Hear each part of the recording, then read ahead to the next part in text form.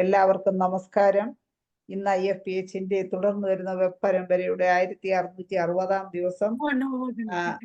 നമ്മുടെ വെബിനാർ തുടങ്ങിയിട്ട് ഇന്ന് ഏകദേശം 4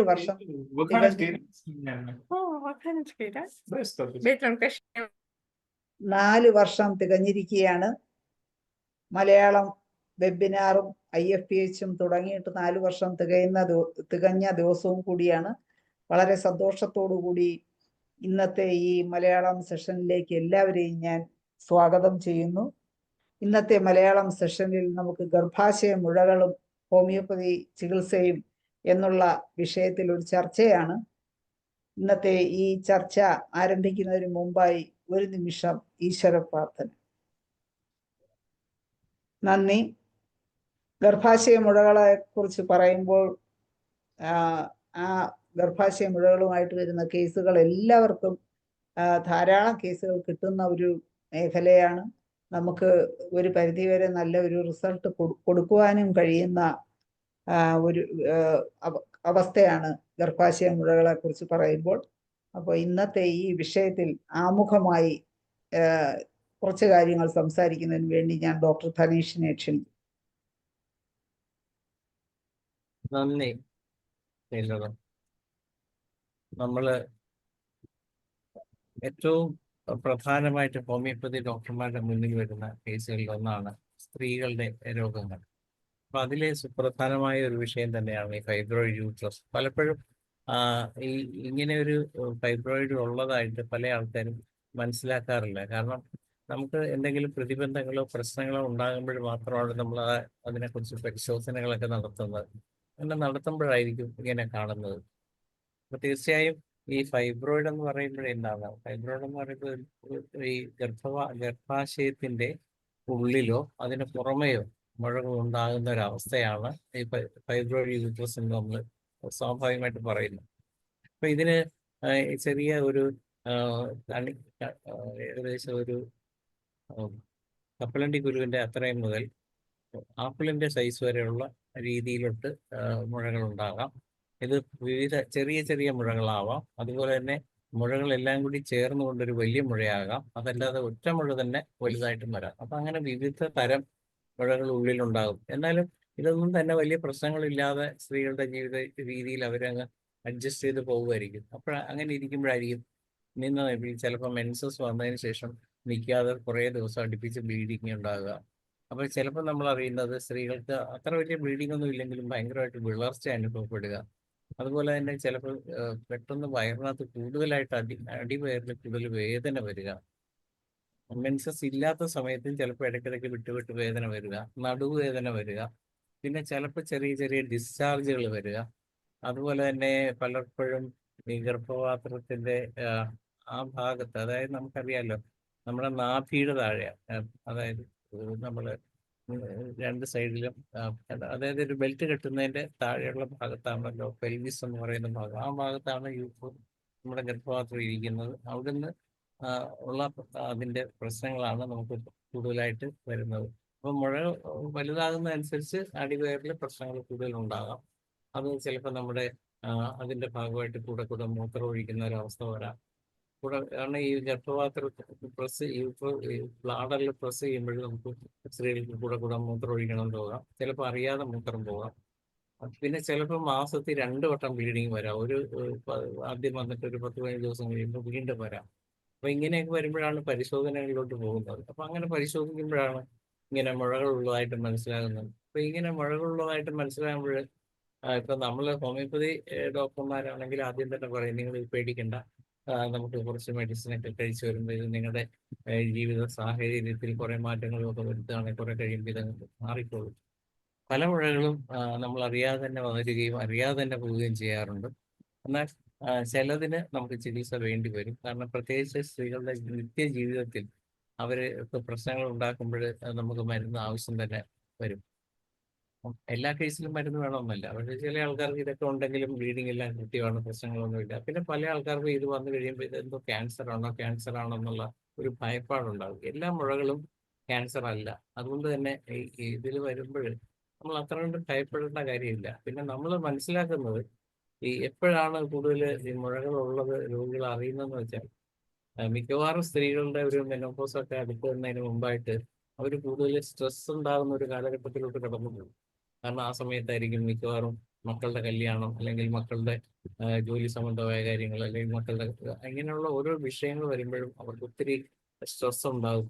ചിലപ്പോൾ ഉത്തരവാദിത്തങ്ങൾ കൂടുതലായിരിക്കും. ആ സമയത്തായിരിക്കും പ്രൊമോഷൻ ആകുന്നത്. അതിന്റെ ഭാഗമായിട്ട് യാത്ര കൂടുതൽ ചെയ്യേണ്ടി വരും. ചിലപ്പോൾ വിശ്രമം കിട്ടാതെയുള്ള ജോലികൾ ചെയ്യേണ്ടി വരും. ഇങ്ങനെയൊക്കെ വരുന്ന സമയത്താണ് പൊതുവെ ഈ ഗർഭപാത്ര സംബന്ധമായ മുഴകൾ കൂടുതൽ വഷളാകുന്നത്. അപ്പം അങ്ങനെയുള്ള സ്റ്റേജുകളിൽ നമുക്ക് നമ്മുടെ ഹോമിയോപ്പതി മെഡിസിൻ ശരിയായ രീതിയിൽ കഴിക്കുകയാണെങ്കിൽ അതുകൊണ്ട് നമുക്ക് നല്ല മാറ്റങ്ങൾ ഉണ്ടാക്കാൻ പറ്റും. അപ്പൊ ഈ രോഗി കൺസൾട്ട് ഇപ്പൊ നമ്മുടെയൊക്കെ അനുഭവത്തിൽ പല രീതിയിലുള്ള കേസുകൾ വന്നിട്ടുണ്ട്. ഏറ്റവും ചെറിയ ഈ പറഞ്ഞ ഒരു ഗർഭപാത്രത്തിനകത്ത് കുറേ മുഴകളുള്ള ഒരു കേസ് ഒരിക്കല് ഒരു നമ്മുടെ ട്രീറ്റ്മെന്റ് വരികയുണ്ടായി. ഇപ്പം സിവിയർ ബ്ലീഡിംഗ് ആയിരുന്നു. 15 ദിവസം വരെയൊക്കെ ബ്ലീഡിങ് നിൽക്കും. അത് ചിലപ്പോൾ ഒരു 3 ആഴ്ച വരെ നിൽക്കും. ഒന്ന് മെൻസസ് നിന്ന് അടുത്ത ആഴ്ച ആകുമ്പോഴത്തേക്ക് അടുത്ത മെൻസസ് ആകും. ചിലപ്പോൾ നിന്ന് തീരുന്നതിന് തൊട്ട് അടുത്ത ദിവസം തന്നെ അടുത്ത മെൻസസ് വരും. അപ്പൊ അങ്ങനെയൊക്കെ വരുന്ന സ്റ്റേജുകളുള്ള കേസുകളും ഉണ്ടായിരുന്നു. അപ്പൊ അവർ സർജറി ചെയ്യണമെന്ന് പറഞ്ഞപ്പോൾ അത് വേണ്ടാന്ന് കരുതി ഹോമിയോയിലോട്ട് വന്നതാണ്. നമ്മൾ ട്രീറ്റ് ചെയ്ത് കുറെ കഴിഞ്ഞപ്പോഴത്തേക്ക് ഇവരുടെ പീരീഡ്സ് എല്ലാം റെഗുലറായി. പീരീഡ്സ് ക്രമേണ വന്നു അങ്ങ് നിന്ന് അതിനുശേഷം പിന്നെ ഈ രോഗിയെ സംബന്ധിച്ച് ബുദ്ധിമുട്ടുകളില്ലെങ്കിൽ എപ്പോഴും സ്കാൻ ചെയ്ത് ബോധ്യപ്പെടുത്തേണ്ട കാര്യമില്ല. അവര് മനസ്സുകൊണ്ട് സന്തോഷിച്ചിരിക്കുമ്പോൾ നമ്മൾ അത് നോക്കിയിട്ട് ഇത് ഇത്രയും കുറഞ്ഞിട്ടില്ല, അല്ലെ അത് അങ്ങനെ തന്നെ നിൽക്കുന്നു എന്ന് പറയുമ്പോൾ അത് പിന്നെയും പ്രശ്നമാണ്. പക്ഷെ കുറെ നാളുകൾക്ക് ശേഷം ഈ ഒരു രോഗിയുടെ ഗർഭപാത്രത്തിലെ ആ ഒരു മുഴകൾ ഇങ്ങനെ അവരുടെ മെനോപോസ് ഒക്കെ നിന്ന് ഒരു 2-3 വർഷം കഴിയുമ്പോൾ പെട്ടെന്ന് അവർക്കൊരു അവര് പെട്ടെന്ന് അവരുടെ ഒരു മോളുടെ ഡെലിവറി സംബന്ധിച്ച് മെഡിക്കൽ കോളേജിൽ നിൽക്കുമ്പോൾ അവർ താഴെ സ്റ്റെപ്പ് ഇറങ്ങി വരുന്ന വഴി വെപ്രാളത്തിൽ ഈ ഒരു ബ്ലഡ് ടെസ്റ്റിന് വേണ്ടി പോവുകയായിരുന്നു. അപ്പോഴത്തേക്ക് അവർ ഉരുണ്ടുടച്ച് താഴെ വീഴുകയും ആ വീണതിന് ശേഷം പെട്ടെന്ന് വീണ്ടും മെൻസസ് ബ്ലീഡിങ് ഉണ്ടാകുകയും ചെയ്തു. അപ്പൊ തന്നെ നമ്മളെ വിളിക്കുകയും നമ്മൾ ആ മെഡിസിൻ കൊടുത്തു വിടുകയും ചെയ്തു. ഈ മെഡിസിനൊക്കെ കൊടുത്ത് കുറച്ച് കഴിഞ്ഞിട്ട് രണ്ടാമത് ഇവര് ഹോസ്പിറ്റലിൽ നിന്ന് അവര് മകളുടെ ഡെലിവറി എല്ലാം കഴിഞ്ഞ് വന്നു കഴിഞ്ഞ് നമ്മൾ സ്കാൻ ചെയ്യിച്ചപ്പോൾ ഇവരുടെ ഈ വയറ്റില് സത്യത്തിൽ ആ ഫൈബ്രോയിഡ് ഒക്കെ വളരെ ചുരുങ്ങിയിട്ടുണ്ടായിരുന്നു. അതിനുശേഷം പക്ഷെ ഒരു വർഷം കൂടി കൃത്യമായിട്ട് എല്ലാ മാസവും മെൻസസ് ഉണ്ടായി. ആ മെൻസസ് പിന്നീട് അങ്ങ് നിന്നു. പിന്നീട് വർഷങ്ങളോളം അവർക്ക് പ്രശ്നങ്ങളൊന്നും ഇല്ലായിരുന്നു. ഒരു 3-4 വർഷം കഴിയുമ്പോൾ പെട്ടെന്ന് ഒരു അടിവേറ് വേദന വരും.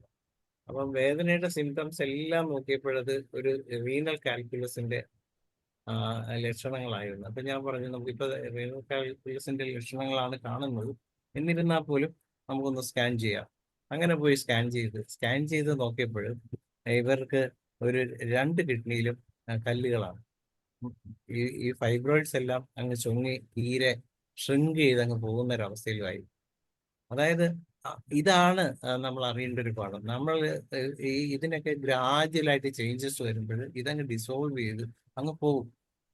അതിന്റെ ഉത്തമ ആ കേസിന്റെ കേസ് ഷീറ്റ് ഇപ്പോഴും നമ്മുടെ കയ്യിലുണ്ട്.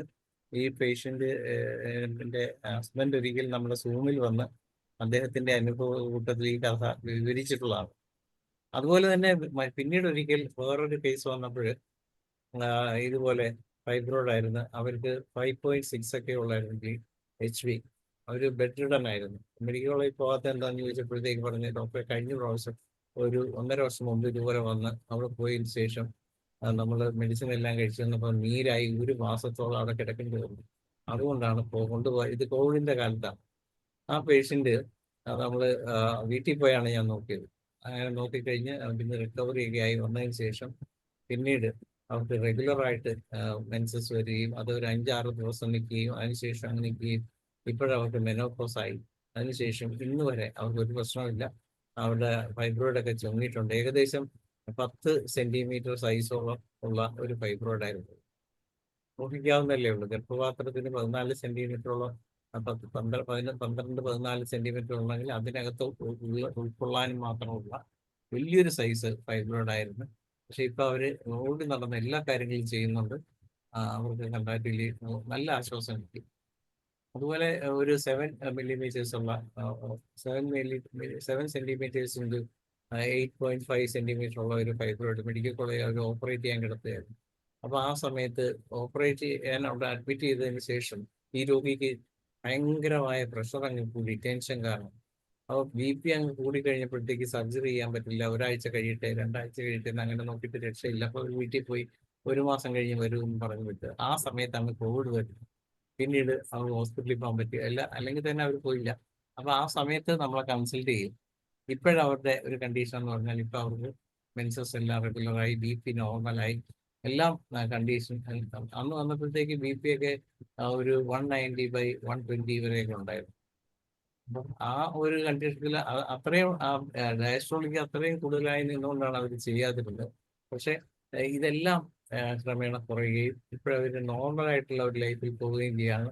ഇപ്പൊ ഏകദേശം മെനോപോസ് ആകാനുള്ള സിംറ്റംസ് എല്ലാം കാണിക്കുന്നുണ്ട്. ആഴ്ചയിലൊരു കഴിഞ്ഞ് ഇടയ്ക്കിടയ്ക്ക് മെൻസസ് മിസ് ചെയ്യുന്നുണ്ടെങ്കിലും ഇടയ്ക്ക് വരുന്നുണ്ട്.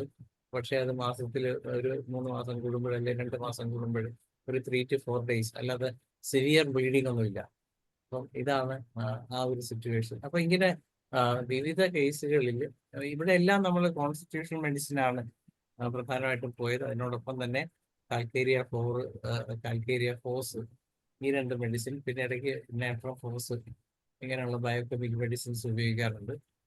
അതിനോടൊപ്പം തന്നെ നമ്മൾ പിന്നെ ചില കേസുകളിൽ നമ്മൾ ഈ ബ്ലീഡിംഗ് ഒക്കെ കൂടുന്നത് ടെലാപ്സിബസ് ടിഞ്ചർ അഡ്യൂസ് ചെയ്യാറുണ്ട്. ചില ക്ലിയർ ബ്ലഡ് ആണെങ്കിൽ മിലിഫോളിയം ടിഞ്ചർ അഡ്യൂസ് ചെയ്യാറുണ്ട്.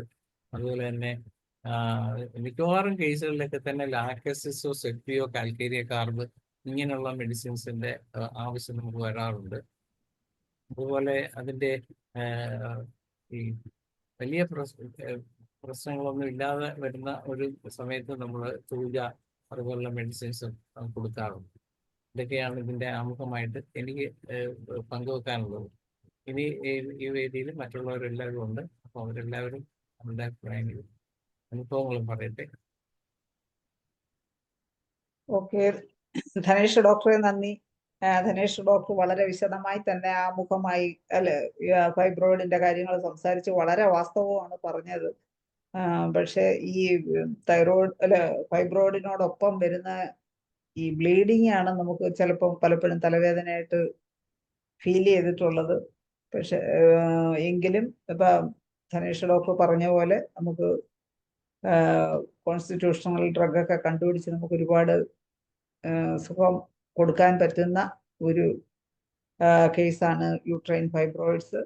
അപ്പൊ ഇനി ധനേഷ് ഡോക്ടർ പറഞ്ഞ പോലെ യൂട്രൈൻ ഫൈബ്രോയിഡ് കേസുകളെ കുറിച്ചൊക്കെ നിങ്ങൾക്ക് എല്ലാവർക്കും അവരവരുടെ അഭിപ്രായങ്ങളും അനുഭവങ്ങളും പങ്കുവയ്ക്കാം. ഓരോരുത്തരായി ഹാൻഡ് റൈസ് ചെയ്ത് മുമ്പോട്ട് വരിക. ശ്രീധരക്കുറുപ്പ് സാറുണ്ട്, നമ്മുടെ മനോജ് ഡോക്ടറുണ്ട്. എല്ലാവർക്കും, ഇവർ രണ്ടുപേരും അല്ല, സ്ഥിരം പറയുന്നവരല്ലാതെ തന്നെ പുതിയ പുതിയ ഡോക്ടർമാരെല്ലാം അവരവരുടെ കേസുകളും സംശയങ്ങളും ഒക്കെ ആയിട്ട് മുന്നോട്ട് വരണമെന്ന് താല്പര്യപ്പെട്ടുകൊണ്ട് നമുക്ക് ചർച്ചയിലേക്ക് കടക്കാം. ആദ്യം ഡോക്ടർ മനോജ് പറയട്ടെ. അതെ, മനോജ് ഡോക്ടർ വീഡിയോ ഒക്കെ ഓണാക്കി ഇരിക്കുകയാണ്. അപ്പൊ മനോജ് ഡോക്ടർ തുടങ്ങാം. സാറിനായിരിക്കും കൂടുതൽ പറയാൻ കഴിയും. എന്നാലും പൊതുവെ ഈ നമ്മുടെ മെഡിസിനെ കുറിച്ച് ചിന്തിക്കുമ്പോൾ നമ്മുടെ ഈ അസറ്റിക് ആസിഡും ഓറം മ്യൂറാറ്റിക്കും അതുപോലെ കൽക്കേറിയ കാർബ്, തൂജ, കൽക്കേറിയ ഫ്ലോർ, ഇതൊക്കെയാണ് കൂടുതൽ എഫക്റ്റ് ആയിട്ട്. പിന്നെ ബ്ലീഡിങ്ങിനെ സംബന്ധിച്ച് ട്രില്ലിയം പെൻഡുലം അതിലായിട്ട് ഇതുണ്ടല്ലോ, വേറെ ട്രില്ലിയം ഉണ്ട്, തെലാപ്സി ഉണ്ട്, പിന്നെ ഇതുണ്ടല്ലോ യുസ്റ്റിലാഗോ, അങ്ങനെ ഒരുപാട് മെഡിസിൻസ് ഉണ്ട്. പക്ഷെ ഈ പറഞ്ഞ ക്യാരക്ടറിസ്റ്റിക് സിംറ്റം നോക്കി മരുന്ന് കൊടുക്കുക എന്നുള്ള പ്രധാനമാണ്. അതോടൊപ്പം തന്നെ ഡയറ്റ് റെജിമെൻ ഉള്ളത് പ്രധാനമാണ്. പിന്നെ സ്ട്രെസ് എന്ന് പറഞ്ഞ ഘടകമുണ്ട് ഒരുപാട്. പിന്നെ ഹോർമോണലായിട്ട് ഒരുപാട് പ്രത്യേകിച്ച് ഈ ചിക്കൻ പോലുള്ള കാര്യങ്ങൾ ധാരാളം അത് ചെല്ലുമ്പോഴത്തേക്ക് തീർച്ചയായിട്ടും ആ ഹോർമോൺ ഇംബാലൻസ് ബോഡി വരും. നമ്മൾ സാധാരണ ഈ പറയുമ്പോൾ 3 തരമാണല്ലോ, സബ്സറസ്, സബ്മ്യൂക്കസ്, ഇൻട്രാമ്യൂറൽ, 3 ടൈപ്പ് ഫൈബ്രോയിഡാണ് ഉള്ളത്. അപ്പൊ ഇത് സാധാരണ മാലഗന്റ് അല്ല. മാലഗന്റ് ആകുമ്പോൾ ലിയോ സാർക്കോമ എന്ന് പറയുന്നു. പക്ഷെ നേരത്തെ പറഞ്ഞ പോലെ റിട്രോവർഷൻ യൂട്രസ് ഉണ്ടാവും. വെയിറ്റ് കൂടി കഴിയുമ്പോൾ ബാക്കിലോട്ട് പോകും. പിന്നെ ഒരു കോംപ്ലിക്കേഷൻ ഉണ്ടാകുന്നത് ഇത് പ്രഗ്നന്റ് ആകുമ്പോഴത്തേക്ക് കുട്ടിയെ ഞെരുക്കും, അങ്ങനെ പ്രശ്നം ഉണ്ടാവും. അങ്ങനെ വരെ കാഷ്വാലിറ്റീസ് ഉണ്ട്. പലപ്പോഴും സ്കാൻ ചെയ്യാൻ ഡോക്ടർമാർ ശ്രദ്ധിക്കില്ല. യൂട്രസിന്റെ ആ ക്യാവിറ്റിക്കകത്ത് തന്നെ ഒരു ഫൈബ്രോയിഡ് കാണും. അത് കുട്ടി വളരും, ഫൈബ്രോയിഡും വളരും. ലേറ്റസ്റ്റ് ആയിട്ട് ഇപ്പോൾ ട്രീറ്റ്മെന്റ് അവർ അഡ്വൈസ് ചെയ്യുന്നത് ഇതാണ്, കോട്ടറൈസ് ചെയ്യണം. ആർട്ടറി കോട്ടറൈസ് ചെയ്യുമ്പോഴത്തേക്ക് ബ്ലഡ് സപ്ലൈ കുറയും, സ്വാഭാവികമായിട്ട് എല്ലാവരും ചുരുങ്ങി പോവുകയും ചെയ്യും. അപ്പൊ പലപ്പോഴും ഇതിനകത്തൊരു ഡോക്ടറുടെ ജഡ്ജ്മെന്റ് പ്രധാന ഘടകമാണ്. ഒരു 40-42 വയസ്സൊക്കെ കഴിഞ്ഞ് വെയിറ്റ് ചെയ്താൽ മിക്കവാറും തന്നെത്താരം സബ്സൈഡ് ചെയ്ത് പോകും, ഒരു റിക്കവറി ഉണ്ടാവും. പക്ഷെ പലപ്പോഴും സംഭവിക്കുന്നത് പലരും പാനിക്കായിട്ടും പിന്നെ പല പല കാരണങ്ങളായാലും സർജറി അഡ്വൈസ് ചെയ്യും. സ്വാഭാവികമായിട്ട് സർജറി കഴിയുമ്പോൾ സംബന്ധിച്ച പ്രശ്നം വെച്ചാൽ പലർക്കും തൈറോയിഡ് പ്രശ്നം ഉണ്ടാകാറുണ്ട്. നമുക്കറിയാലോ, ഹൈപ്പോതലാമസ് പിറ്റ്യൂട്ടറി ആ ഒരു ആക്സിസ് ഉണ്ട്, ഓവറി, തൈറോയിഡ്. ഈ ഒരു ആക്സിസിനകത്ത് വരുന്ന ഏറ്റവും താഴത്തെ ഓർഗാന ഓവറി പോകുമ്പോഴത്തേക്ക് നാച്ചുറലായിട്ട് അതിന്റെ റിഫ്ലക്ഷൻ തൈറോയിഡ് ഉണ്ടാവും. അത് പൊതുവെ കാണുന്നുണ്ട്. ഇത്രയാണ് എനിക്ക് സാമാന്യമായിട്ട് കുറിച്ച് പറയാനുള്ളത്. Okay, thank you. Okay Manoj ഡോക്ടറെ, സന്തോഷം. ഇനി ശ്രീധരക്കുറുപ്പ് സാറുണ്ട്, ഡോക്ടർ രാധയുണ്ട്, ഞാനുണ്ട്. പക്ഷേ എനിക്ക് ഹരിഹരൻ സാറുണ്ട്. എനിക്ക് വീഡിയോ തുറക്കാൻ പറ്റുന്നില്ല. എന്നാ വേണ്ട, വീഡിയോ തുറക്കാതെ തന്നെ പറഞ്ഞാൽ മതി സാറേ. ഹരിഹരൻ സാറുണ്ട്. ഹരിഹരൻ സാറൊക്കെ ഒന്ന് മുമ്പോട്ട് വരണേ. ഇപ്പൊ ശ്രീധരക്കുറുപ്പ് സാറിലേക്ക് പോവുകയാണ്. സാറ് വീഡിയോ ഓൺ ആക്കണമെന്നില്ല സാറേ, പറഞ്ഞോളൂ. വീഡിയോ ഓൺ ആക്കാൻ നോക്കിയിട്ട് പറ്റുന്നില്ല. എന്നാ പറ്റുന്നറിയാൻ മേല. ഇത് എന്താണ് ഈ സാറേ ഇനിയൊന്ന് ഓൺ ചെയ്ത് നോക്കിയാണ്. നോക്കട്ടെ, ഒന്ന് ഓൺ. ഒരു മിനിറ്റ്. സാറിനെ കാണുന്ന ഒരു സുഖമല്ലേ? അല്ല, പറ്റുന്നില്ലെന്ന് പറഞ്ഞപ്പോ ഞാൻ വിചാരിച്ചു സാറ് ഇനി അതിന് റെഡി അല്ലാതിരിക്കുകയായിരിക്കും. ഇതിലെ പോയത് കാണുന്നില്ല. കണ്ടു. ഇനിയിപ്പോ കാണാം. കണ്ടല്ലോ. ഇപ്പം ശരി, എല്ലാം ശരിയായി. ഇപ്പൊ ശരിയായി. ഇപ്പൊ ആദ്യം ട്യൂമർ എന്ന് പറഞ്ഞാൽ എന്താണെന്നുള്ളതൊന്ന് നിർവചിക്കാം. Normal cells produces themselves throughout life but in an ordinary and controlled manner. നമ്മൾ സാധാരണ എല്ലാം നോർമലായിട്ട് ഇങ്ങനെ ഉണ്ടാകും. പക്ഷേ ഇത് അങ്ങനെയല്ല, ഇത് അബ്നോർമലായിട്ട് അങ്ങ് വളരും. അവിടാണ് ഈ ട്യൂമർ വരുന്നത്. Normal growth occurs, worn out tissues are replaced and wounds heal. When cells grow out of control and form a mass, the mass is called a tumor. Out of control സാധാരണ അതിനൊരു limit ഒക്കെ ഉണ്ട്. നമുക്ക് സാധാരണ cells ഒക്കെ വളരും. Auth ചെയ്യുന്നത് ഒരു അബ്നോർമലായിട്ട് വളർന്നു കഴിയുമ്പോഴാണ്, ചില ഫാക്ടർ കൊണ്ട് വരുമ്പോഴാണ് അത് ട്യൂമറായിട്ട് വരുന്നത്. Some tumours grow and enlarge only at the site where they begin and these are benign tumors. നമ്മളിവിടെ ബിനൈൻ ട്യൂമേഴ്സിനെ കുറിച്ചാണ് പറയുന്നത്. അതായത് ചിലപ്പം ബിനൈൻ ട്യൂമേഴ്സ് ഭാവിയിൽ ചിലപ്പം ക്യാൻസറസ് ആകാനും സാധ്യതയുണ്ട്. പക്ഷേ നമ്മളിവിടെ പറയുന്നത് ട്യൂമേഴ്സിനെ കുറിച്ച് മാത്രമേ ഉള്ളൂ, ക്യാൻസറിനെ കുറിച്ച് ഇവിടെ പറയുന്നില്ല. അപ്പം ട്യൂമറിന്റെ കാരണങ്ങൾ കൂടെ അതിൽ വല്ലതും ഉണ്ടെങ്കിൽ പറയണേ സാറ്. കാരണങ്ങൾ, എത്തിയോളജി. എത്തിയോളജിയൊക്കെ ഇതേവരെ അതിനെക്കുറിച്ച് കൂടുതലൊന്നും നമുക്ക് പറയാൻ പറ്റില്ല. ചിലത് ഹെറിറ്ററി ആയിരിക്കാം, ചിലത് ചിലരുടെ ജീൻസിന്റെ ഇതായിരിക്കാം, ചിലപ്പോൾ ചില സാഹചര്യങ്ങളായിരിക്കാം. എന്നാണെങ്കിലും അത് സാധാരണ വരുന്നുണ്ട്. A tumour that has spread in this way is said to have metastasis and secondary tumour is called, അതിനെ മെറ്റാസ്റ്റാസിസ് എന്ന് പറയും. അതായത് ഒരു ഭാഗത്ത് ഉണ്ടായിക്കഴിഞ്ഞാൽ ചിലപ്പം വേറുള്ള ഭാഗത്തും ഉണ്ടാകാനുള്ള സാധ്യതയുണ്ട്. However, not all the localized growths are benign and not at all growths occurring at different sites are malignant. Genes are the blueprint that tell a cell when to divide and when to die. ഞാൻ പറഞ്ഞില്ല, ജീൻസിന്റെ പ്രശ്നം ഉണ്ടാകുന്നതുകൊണ്ടാണ്. Often when a gene turns bad, it triggers uncontrolled growth. But genes called tumor suppressors steps in to stop it. It is when these tumors suppresses or turn bad that a tumor develops. അതായത് ഈ ജീൻസിന്റെ കൺട്രോളിലാണ് ഇതിന്റെ ഡെവലപ്മെന്റും അത് നിൽക്കുന്നതൊക്കെ. അതിന്റെ control അങ്ങ് വിട്ട് കഴിയുമ്പോഴാണ് അത് uncontrolled ആയിട്ട് അങ്ങ് ഗ്രോത്ത് ചെയ്യുന്നത്. അങ്ങനെയാണ് ട്യൂമർ ഉണ്ടാകുന്നത്. പിന്നെ നമ്മൾ ട്യൂമറിനെ കുറിച്ച് മാത്രമേ പറയുന്നുള്ളൂ. ഇവിടെ ട്യൂമറാണ്, മുഴകളാണ്, അതുകൊണ്ട് അതിനെക്കുറിച്ച് മാത്രമേ ഇപ്പം പറയുന്നുള്ളൂ. മറ്റേ അത് ചിലപ്പം ചില സാഹചര്യങ്ങളിൽ, അതായത് ഇത് ചിലപ്പോൾ ഈ ഇത് ചെയ്യും, എന്നാ പറയുന്നത്, സർജറി ചെയ്ത് കഴിയുമ്പം ചിലപ്പോൾ ഉണ്ടല്ലോ മെറ്റാസ്റ്റാസിസ് ഒക്കെ ഉണ്ടാകാനുള്ള സാധ്യതയുണ്ട്. ഇതിൻ്റെ സെൽസ് ഒക്കെ ബ്ലഡിൽ കയറിയിട്ട് വേറുള്ള സ്ഥലത്തോട്ടൊക്കെ പോകും. അങ്ങനെയാണ് ഇത് കൂടുതലും ഉണ്ടാകാനുള്ള സാധ്യത കൂടുതലാണ്. സാധാരണ കൊടുക്കാനുള്ള മരുന്നുകളെ കുറിച്ചാണ്. ഒന്ന് ഓറം മൂലം, പിന്നെ വളരെ ദുർഗന്ധത്തോടു കൂടിയുള്ള രക്തസ്രാവത്തോടു കൂടിയതാണ് ആറം അയഡൈനാണ്. അത് ഞാൻ സാധാരണ ഞാൻ പറയാറുണ്ടല്ലോ 0/3 പക്ഷേ ചില കേസുകളിൽ 3x കൊടുത്താൽ വളരെയധികം ഗുണം കാണാറുണ്ട്. ഓവർ പൊട്ടൻസിയാണ്. പിന്നെ പ്രാക്സിമസ് അമേരിക്കാൻസ് ഒരു പ്രധാനപ്പെട്ട മരുന്നാണ്. അതായത് ഗർഭാശയം മുഴക്കുന്ന ഒരു പ്രത്യേക ഔഷധം. ഗർഭാശയം വികസിച്ചിരിക്കും, ഗർഭാശയത്തിന് സ്ഥാനചലനവും പുറത്തേക്ക് തള്ളി വരലും കാണുന്നു. സ്പീഡ് കൂടിയെങ്കിൽ പറഞ്ഞോണം കേട്ടോ. സ്പീഡുണ്ടോ? കേൾക്കുന്നില്ല. മൂട്ട മൂട്ട. കുഴപ്പമില്ല. പാദത്തിൽ കോച്ചിൽ അനുഭവപ്പെടുന്നു. ഉച്ചയ്ക്ക് ശേഷം രാത്രിയിൽ വർദ്ധിക്കുന്നു. ഗർഭാശയത്തിൽ നിന്ന് രക്തസ്രാവം. ഇത് പറഞ്ഞപ്പോൾ ഞാനൊരു കേസ് പറയാം. ഞാൻ പലപ്പോഴും ഇത് വരാറുണ്ട്. പക്ഷേ ഒരു 8 mm മോളിൽ വന്നാൽ 7-8 mm മോളിൽ വന്നാൽ 6 mm വരെയൊക്കെ ഒരുപാട് പോയിട്ടുണ്ട്. അപ്പം അത് പക്ഷേ പല പ്രാവശ്യം ഓപ്പറേഷൻ ചെയ്തിട്ടും വീണ്ടും വരിക. പക്ഷെ നമ്മുടേത് ചെയ്ത് കഴിഞ്ഞാൽ not only curative but also prevent ചെയ്യും നമ്മുടേത്. പക്ഷേ വലിയ കണ്ടമാനം പതോളജിക്കൽ ചേഞ്ചസ് ഒക്കെ ചെയ്താൽ, പക്ഷേ അതിൽ ഞാൻ കൊടുക്കുന്ന പ്രധാനപ്പെട്ട ഡോക്ടർ മനോജ് പറഞ്ഞ മാതിരി സെപ്പിയായും പൾസാറ്ററായും ഒക്കെ തന്നെയാണ് കൊടുക്കുന്ന കോൺസ്റ്റിറ്റ്യൂഷൻ. അതിൻ്റെ കൂട്ടത്തിൽ കൊടുക്കുന്ന ഒരു മെഡിസിനാണ് പ്രാക്സിമസ് അമേരിക്കാനിസ് മദർ ടിഞ്ചർ. വളരെ തടിപ്പ് പടയും വെളിയിലോട്ട്. പിന്നെ ഇടതുവശത്തെ അണ്ഡാശയത്തിന് വീക്കവും കട്ടിയും വേദനയും അനുഭവപ്പെട്ടാൽ, സങ്കടവും ഉത്കണ്ഠ, മുമ്പേ പറഞ്ഞത് ഇത് മാനസികമായിട്ടുള്ള പല പ്രശ്നങ്ങളൊക്കെ കാണും. നിർത്താതെ ടോക്കറ്റീവ് ഒക്കെ ആണെങ്കിൽ നമ്മൾ ഡാക്കാസിസ് കൊടുത്താൽ നല്ല കുറവാണ്. അത് പ്രത്യേകിച്ച് മെനോപാസിനോടൊക്കെ അടുത്ത് വരുന്ന കേസുകളിൽ ഡാക്കസിസ് നല്ലൊരു മെഡിസിനാണ്. പിന്നെ അത് പൊട്ടൻസിയാണ് കൊടുക്കുന്നത്. പിന്നെ കാൽക്കേറിയ അയോഡേറ്റ് ആണ്. അത് ഒരു സ്പെസിഫിക് ആണ്. കാൽക്കേറിയ അയോഡേറ്റ് അത് ലോവർ പൊട്ടൻസിയാണ്. രക്തസ്രാവം ഉണ്ടെങ്കിൽ മുമ്പേ ഇവിടെ ആരോ പറഞ്ഞു, ഡോക്ടർ മനോജ് ആണോ എന്ന് അറിയാമില്ല, ട്രില്ലിയം ഒരു നല്ല മെഡിസിൻ. അത് മദർ ടീച്ചറാകും. പിന്നെ അതിന് പ്രത്യേകമായിട്ട് നൽകാവുന്ന ഒരു മെഡിസിൻ ഇറിഡിയം എന്ന് പറയുന്ന ഒരു മെഡിസിൻ ഉണ്ട്. ഇതിൻ്റെ സ്പെല്ലിംഗ് ഒക്കെ എന്നോട് ചോദിച്ചാൽ ഞാനത് മലയാളത്തിൽ എഴുതി വെച്ചിരിക്കുക. അതുകൊണ്ട് അത് ഞാൻ തപ്പിയെടുക്കണം. പിന്നെ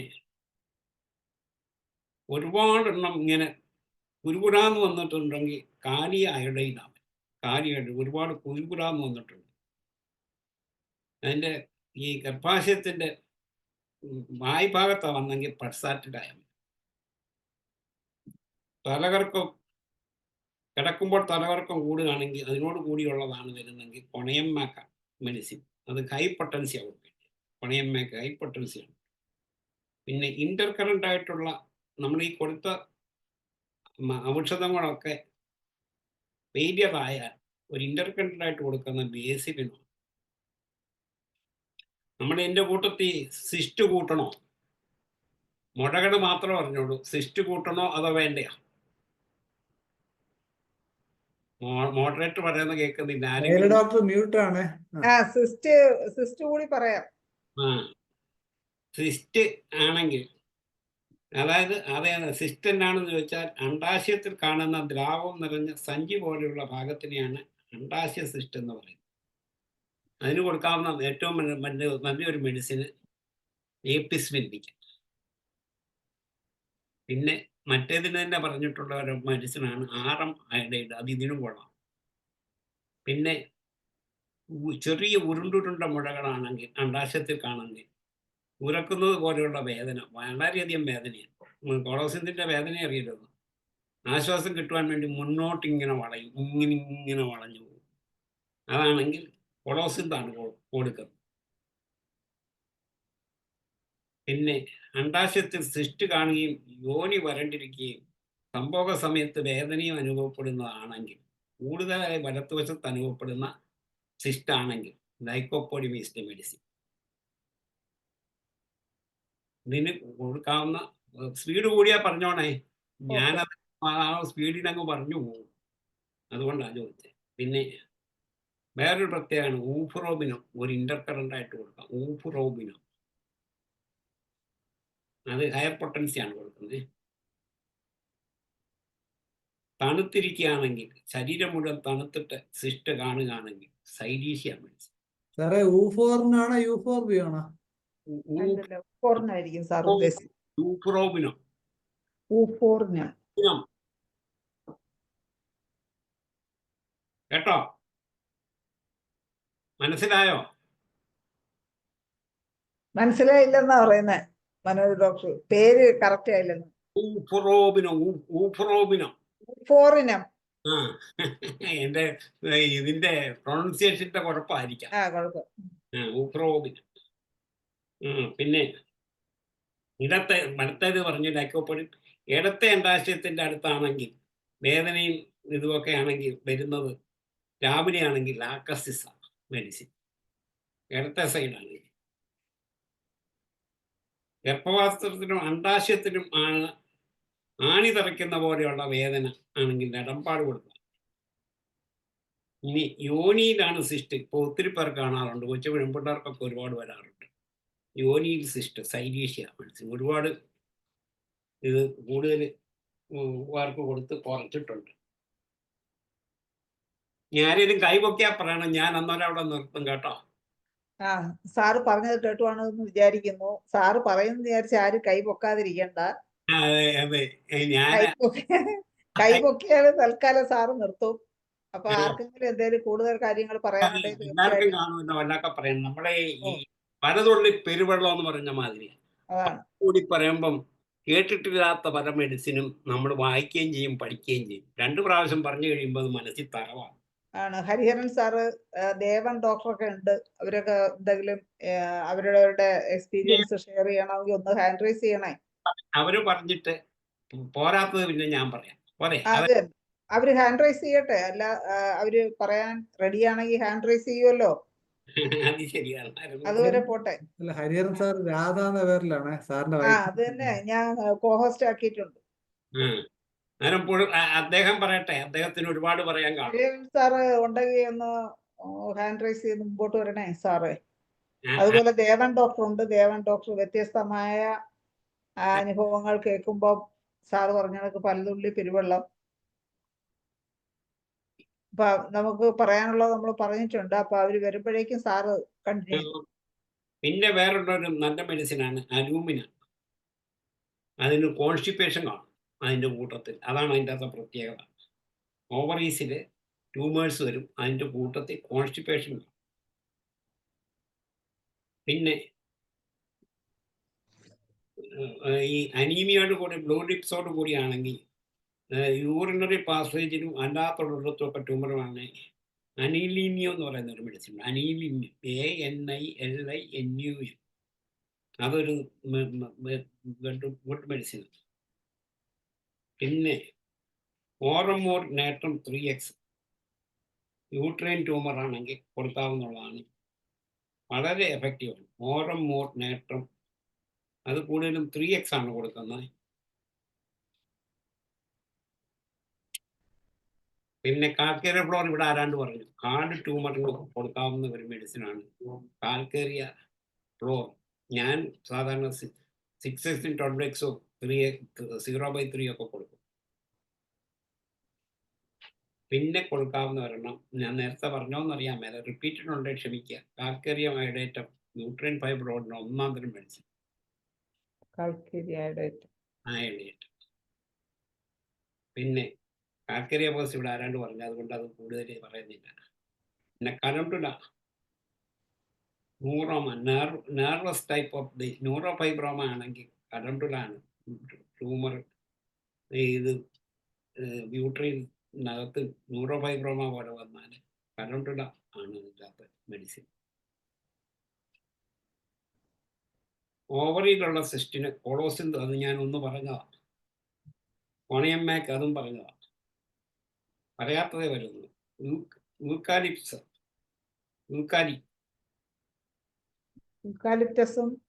അതെ, മദർ ടിഞ്ചറാണ് കൂടുതൽ കൊടുക്കാറുള്ളത് ഫൈബ്രോയിഡിന്. നല്ലൊരു മെഡിസിനാണ്. അത് നമ്മള് അങ്ങനെ സാധാരണ യൂട്രൈൻ ഫൈബ്രോയിഡിന് ഇങ്ങനെ യൂക്കാലിപ്റ്റസിനെ കുറിച്ച് ചിന്തിച്ചിട്ടില്ല. ട്രാക്സിമസ് അമേരിക്കാനിസ് പറഞ്ഞത്. പിന്നെ ഇതുണ്ട് ഹൈട്രാക്സിസ് ടിഞ്ചർ. അതൊരു ഹൈഡ്രോസിസ്. ഉം. പിന്നെ ഹൈപ്പറിക്കൽ, അതൊക്കെ ഇൻഡിക്കേഷനൊക്കെ മെറ്റാമെഡിക്കകത്തുണ്ട്, അതൊക്കെ നോക്കിക്കോണം. കാർഡിയാഡേറ്റം ഹൈ പൊട്ടൻസി, അത് മാറത്തിങ്ങനെ തിങ്ങി നിൽക്കും, യൂട്രസിൻ്റെ അകത്ത് തിങ്ങി നിറഞ്ഞു നിൽക്കുന്നതിന് കാർഡിയാഡേറ്റം നല്ലതാണ്, നല്ലൊരു മെഡിസിനാണ്. അത് ഹൈ പൊട്ടൻസിയാണ് കൊടുക്കുന്നത് കേട്ടോ. ഓക്കെ. അത് നോഡുലാർ ടൈപ്പാണ് കൂടുതലും വരുന്നത്. പിന്നെ ഫൈബ്രോയിഡ് യൂട്രസിൽ കാണുന്ന വേറൊന്നാണ് ലാപ്സിസ് ആൽബസ്, LAPIS ലാപ്പിസ് ആൽബസ്. ആൽബസ്. ഓക്കെ. ഓക്കെ. പിന്നെ ഓവറിയിലുള്ള ട്യൂമേഴ്സ് ആണ് പലേഡിയം മെറ്റ്. പിന്നെ ഒരു ടിഞ്ചർ സാധാരണ ഞാൻ കൊടുക്കാറുള്ള ഈ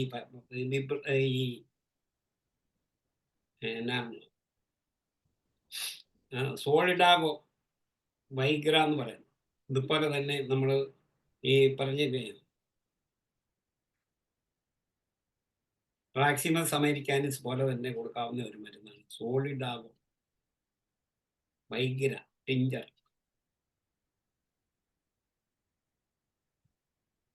അതിൻ്റെ പ്രധാനപ്പെട്ട സിംറ്റം ഈ മൂത്രം ഒഴിക്കാൻ പറ്റിയത്, അത് താഴോട്ട് ഈ ഇത് യൂറിനറി ബ്ലാഡറിനെ ടച്ച് ചെയ്ത് പ്രസ് ചെയ്തിരിക്കും, അതിന് മൂത്രം പോവുകയല്ല. പിന്നെ ഏറ്റവും നല്ലൊരു മെഡിസിനാണ് അലിയിച്ച് ഡിസോൾവ് ചെയ്ത് കളയും ഏത് തരത്തിലുള്ള തയോസിയാമിനും 2X. അതിപ്പോൾ എല്ലാവർക്കും അറിയാവുന്നതാണ്, എല്ലാവരും പറഞ്ഞ് ഞാൻ കേട്ടിട്ടുണ്ട്. പിന്നെ 2x potency 2x. 2X. പലാപ്സി mother tincture നല്ലൊരു മെഡിസിനാണ്. ആരും കൈയൊന്നും പൊക്കിയില്ലേ? ട്രില്യം പെൻഡുലേറ്റം. ഹെമറോജിക് ഫൈബ്രോയിഡ്സ് ആണെങ്കിൽ അത് ട്രില്യം ആണ് വേണ്ടി. പിന്നെ ഇന്റർ കറന്റ് ആയിട്ടുള്ള ഒരു മെഡിസിനാണ് ട്യൂബർകുലിൻ. പിന്നെ ഇന്റർ കറന്റ് ആയിട്ട് കൊടുക്കാവുന്ന വേറൊരു മരുന്നാണ് പൂജ, എല്ലാവർക്കും അറിയാവുന്ന. പിന്നെ ഇടയ്ക്ക് പൂജ അല്ലാതെ മെഡോറിനം കൊടുക്കാം. ഇതൊക്കെയാണ് എനിക്ക് പറയാനുള്ളത്. ഇനിയും ആൾക്കാരും കൈവൊക്കെയില്ലേ? ഇല്ലെങ്കിൽ ആൾക്കാരും സാറിനെ പോലെ ഇൻട്രസ്റ്റ് ആയിട്ട് മുമ്പോട്ട് വരുന്നില്ലല്ലോ സാറ്. ദേവൻ ഡോക്ടർ ഹരിഹരൻ സാറൊക്കെ ഉണ്ടെങ്കിൽ ഒന്ന്. പ്രക്ഷോഭൻ ഡോക്ടറെ കാണുന്നുണ്ട്. പിന്നെ നമ്മളെ പതിവ് താരങ്ങളൊന്നും ഇല്ലേ? ദേവൻ ഡോക്ടർ ഹാൻഡ് റൈസ് ചെയ്തിട്ടുണ്ട്. നമുക്ക് ദേവൻ ഡോക്ടറിലേക്ക് പോകാം. ഡോക്ടറെ കോഹോസ്റ്റ് ആണ്, ഡോക്ടറെ കൺമ്യൂട്ട് ചെയ്യാം. ആവശ്യം ഉണ്ടെങ്കിൽ വിളിച്ചാൽ മതി. അല്ലെ തൽക്കാലത്തിന് അത് സാറൊന്ന് റെസ്റ്റ് എടുക്കുമ്പോഴേക്കും നമുക്ക് ദേവൻ ഡോക്ടറിലേക്ക്. ദേവൻ ഡോക്ടറെ സംസാരിക്കും. നമസ്കാരം. പ്രധാന മെഡിസിൻ പൂജ തന്നെയാണ്. മറ്റ് ഇതൊന്നും ഇല്ലെങ്കിൽ ഇന്റർ കറന്റ് മെഡിസിൻ ആയിട്ടല്ല, മറ്റ് പ്രശ്നങ്ങളൊന്നും ഇല്ലെങ്കിൽ വെറുതെ യൂട്രൈൻ ഫൈബ്രോയിഡ് ആണ്, മറ്റ് സിംറ്റംസ് ഒന്നും ഇല്ലെങ്കിൽ തൂജയിൽ സ്റ്റാർട്ട് ചെയ്യാം. പിന്നെ ഹോട്ട് ആണെങ്കിൽ മെഡോറിനം, കോൾഡ് ആണെങ്കിൽ തൂജ എന്നൊക്കെ നമ്മൾ എളുപ്പത്തിന് പഠിച്ചു വെക്കാറുണ്ട്. ഹോട്ട് പേഷ്യന്റ് ആണെങ്കിൽ വണ്ണം ഹോട്ട് പേഷ്യന്റ് ആണെങ്കിൽ മെഡോറിനം കൊടുക്കും. കോൾഡ് ആണെങ്കിൽ അതൊക്കെ നമ്മൾ ഈ ക്ലിനിക്കൽ പ്രാക്ടീസിന്റെ എളുപ്പത്തിന് വേണ്ടി പഠിച്ചു വെക്കുന്നതാണ്. മെഡോറിനം കൊടുക്കും. എന്ന് വെച്ച് കഴിഞ്ഞാൽ തൂജയുടെ കറക്റ്റ് സിംറ്റം വേറെ ഉണ്ടെങ്കിൽ മെഡോറിനം ഹോട്ടാണെങ്കിലും കൊടുക്കാം. അല്ല സോറി, ഹോട്ടാണെങ്കിൽ തൂജ കൊടുക്കാം. അതാണ് പ്രധാനമായിട്ട്. പിന്നെ ഇപ്പൊ സാറ് ഏതാണ്ട് എല്ലാ മെഡിസിനും പറഞ്ഞു. വളരെ വലിയ ഫൈബ്രോയിഡ് ആണെങ്കിൽ കൽക്കേറിയ ഫ്ലോർ വരുന്നുണ്ട്. പിന്നെ നോ റൂം ഫോർ ഫീറ്റസ് എന്നും പറഞ്ഞൊരു സിംറ്റം ഉണ്ട്. അത് ഈ ഇവരെങ്ങനെ ഗർഭം ധരിക്കും എന്ന് നമ്മൾ വിചാരിക്കും. അത് പ്ലംബമെറ്റാണ്. പ്ലംബമെറ്റിന്റെ അങ്ങനെ തന്നെയാണ് അതിന്റെ സിംറ്റം പറയണം. നോ റൂം ഫോർ ഫീറ്റസ് എന്നൊരു സിംറ്റം ഉണ്ട്. അപ്പൊ അത് ഈ ഇത്രയും വലിയ, പക്ഷെ അവർ ഗർഭം ധരിക്കാറുമുണ്ട്, പലരും പ്രസവിക്കാറുമുണ്ട്. പിന്നെ ഇൻട്രാമ്യൂറൽ ഫൈബ്രോയിഡ് ആണ്. എല്ലാ ഫൈബ്രോയിഡും നമ്മളങ്ങനെ ചുരുങ്ങി പോകുന്നൊന്നും വിചാരിക്കാൻ പാടില്ല. എനിക്ക് 50 വയസ്സ് കഴിഞ്ഞപ്പോൾ ഇതൊക്കെ നിന്ന് കഴിഞ്ഞിട്ട് ഞാനതിനു മുമ്പ് ഇവിടെ IFPHന്റെ വേദി പറഞ്ഞിട്ടുണ്ട്. ഒരു ലേഡി ഫൈബ്രോയിഡ് ആയിട്ട് വന്നു, ഭയങ്കര ബ്ലീഡിങ് ആയിരുന്നു. അവരുടെ ഭർത്താവിന് ഒരു കമ്പനി ജോലി ആയതുകൊണ്ട് ESI ട്രീറ്റ്മെന്റ് ആയിരുന്നു. കുറേ ചികിത്സിച്ചു, ബ്ലീഡിങ് നിൽക്കുന്നില്ല, സിവിയർ പെയിൻ. അങ്ങനെയാണ് എൻ്റെ അടുത്ത് വരുന്നത്. അപ്പം നമ്മൾ ഫോസ്ഫറസ് ആണ് അവരുടെ പ്രധാനമായിട്ടും മെഡിസിനായിട്ട് വന്ന്. തൂജ ഓൾറെഡി കൊടുത്തു, ഫോസ്ഫറസ് കൊടുത്തു, പിന്നെ കാർസിനോസിനും കൊടുത്തു ഞാൻ. പിന്നെ ട്രില്ലിയം, നടുവേദന നന്നായിട്ടുണ്ടായിരുന്നതുകൊണ്ട് ട്രില്ലിയം കൊടുത്തു. ഇത് പിന്നെ തലാപ്സി 6C ആണ്. തലാപ്സി ബ്ലീഡിങ്ങിന് ആക്ഷൻ 6C ആണ്. അതേസമയത്ത് അതല്ലാതെ ഉള്ള ഇതാണെങ്കിൽ ഈ പൊട്ടൻസി അല്ല ആക്ട് ചെയ്യണം. അപ്പോൾ ബ്ലീഡിങ്ങിൽ പൊതുവെ 6C ആണ് ആക്ട് ചെയ്ത് കണ്ടിരിക്കുന്നത്. അപ്പോൾ തലാപ്സി കൊടുത്ത് അങ്ങനെ പല മെഡിസിൻ കൊടുത്തു. അതൊക്കെ കഴിഞ്ഞ് അവരുടെ അസുഖമെല്ലാം മാറി. ഞാൻ മരുന്ന് നിർത്തി. ഒരു വർഷങ്ങൾക്ക്, ഒരു 2 വർഷത്തിന് ശേഷം മലയാള മനോരമ ആരോഗ്യവും ഇവിടുത്തെ ഒരു പ്രമുഖ ഹോസ്പിറ്റലും കൂടി 2000 രൂപയ്ക്ക് ടെസ്റ്റ് ഫ്രീ അന്ന് 2000 രൂപ വലിയ തുകയാണ്. 2000 രൂപയുടെ ടെസ്റ്റ് ഫ്രീ എന്ന് പറയുന്ന ഒരു പരസ്യം പത്രങ്ങൾ ഒക്കെ കൊടുത്തു. അപ്പോൾ എല്ലാവരും പോയി. ആ കൂട്ടത്തിൽ ഇവരും പോയി. ഇവരുടെ പഴയ സ്കാൻ റിപ്പോർട്ടുമായിട്ടാണ് പോയത്. അതിൽ ക്യാൻസർ സ്കോർ ഹൈ എന്ന് റെഡ് ഇതിൽ മാർക്ക് ചെയ്ത് വെച്ചിട്ടുണ്ടായിരുന്നു, ക്യാൻസർ സ്കോർ ഹൈ എന്നുള്ള. ഈ റിപ്പോർട്ടുമായിട്ടാണ് ഈ പുതിയ ഹോസ്പിറ്റലിൽ, ഈ മൾട്ടിനാഷണൽ ഹോസ്പിറ്റലിൽ പോയത്. അവിടെ ചെന്നപ്പോൾ അവർ സ്കാൻ ചെയ്ത ഉടനെ പറഞ്ഞു ഇവർക്ക് ക്യാൻസർ ആണെന്ന് പറഞ്ഞു. ഞാൻ അന്നും അല്ല ഇപ്പോഴും അങ്ങനെയാണ്. ഞാൻ ഈ അസുഖം മാറിയാൽ പിന്നെ ഒരു സ്കാനിങ് ഇല്ല എനിക്ക്. എന്ന് വെച്ചാൽ നമ്മൾക്കൊരു തെളിവിന് വേണ്ടി സ്കാൻ ചെയ്ത് വെക്കാൻ അത് എനിക്കില്ല. അതുകൊണ്ട് ഇവരുടെ കയ്യിൽ ആദ്യത്തെ സ്കാൻ റിപ്പോർട്ട് മാത്രമേ ഉണ്ടായിരുന്നുള്ളൂ. അതുമായിട്ട് ചെന്നു. അപ്പോൾ അവിടെ വെച്ച് ഇവർ കുറച്ച് ബോൾഡാണ് സ്ത്രീ. ഞാനത് വളരെ വിശദമായിട്ട് അതിനെപ്പറ്റി അവരുടെ ബോൾഡ്നെസ്സെ കുറിച്ച് അത് ഞാനിപ്പോൾ പറയുന്നില്ല. എന്തായാലും അവർ കുറച്ച് ബോൾഡാണ്. അവരിത് കേട്ട് ഭയന്നില്ല. പക്ഷെ അവരുടെ ഭർത്താവിനെ വിളിച്ചു വരുത്തി. അയാളാകെ ഭയന്നു. അയാൾ വന്നു. അപ്പോൾ ഈ നാട്ടിലുള്ള ആൾക്കാരുടെ സ്വഭാവം, ഹോസ്പിറ്റലുകാർ പുതുതായതുകൊണ്ട് പഠിച്ചു വരുന്നേ ഉള്ളൂ. ഇയാളുടെ വെപ്രാളമൊക്കെ കണ്ടപ്പോൾ അവർ വിചാരിച്ച് കാശില്ലാഞ്ഞിട്ടാണ്. അപ്പോൾ അവരുടനെ പറഞ്ഞ് വിഷമിക്കേണ്ട, 6 മാസം കഴിഞ്ഞ് സർജറി ചെയ്താലും മതിയെന്ന് പറഞ്ഞു.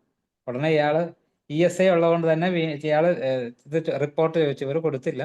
പിന്നെ വഴക്കായി, രാഷ്ട്രീയ ഇടപെടലൊക്കെ ഉണ്ടായി. അവസാനം റിപ്പോർട്ട് കൊടുത്ത് പോസിബിലിറ്റി ഓഫ് എ സ്വെല്ലിംഗ് എന്നും പറഞ്ഞാണ് റിപ്പോർട്ട് കൊടുത്തത്.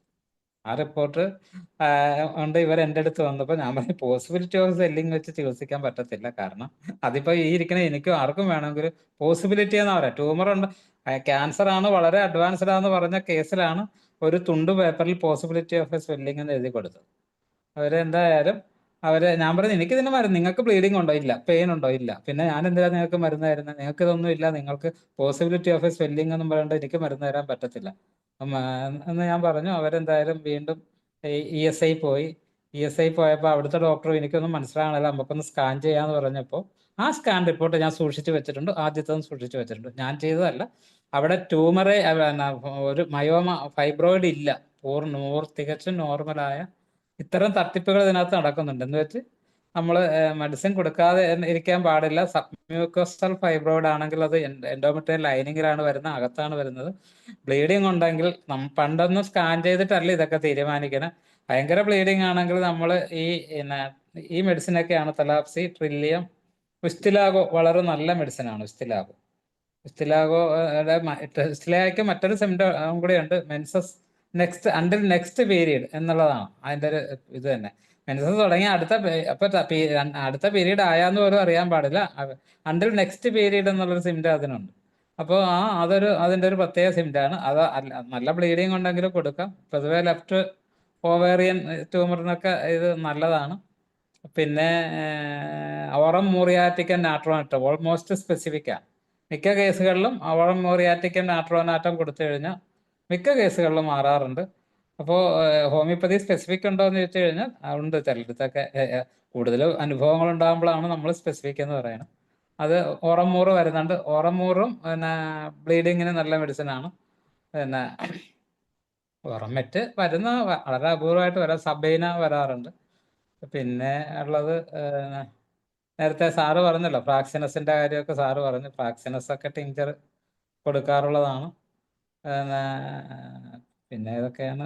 ഫോസ്ഫറസ് ബ്ലീഡിങ്ങിന് വളരെ നല്ല മെഡിസിനാണ്.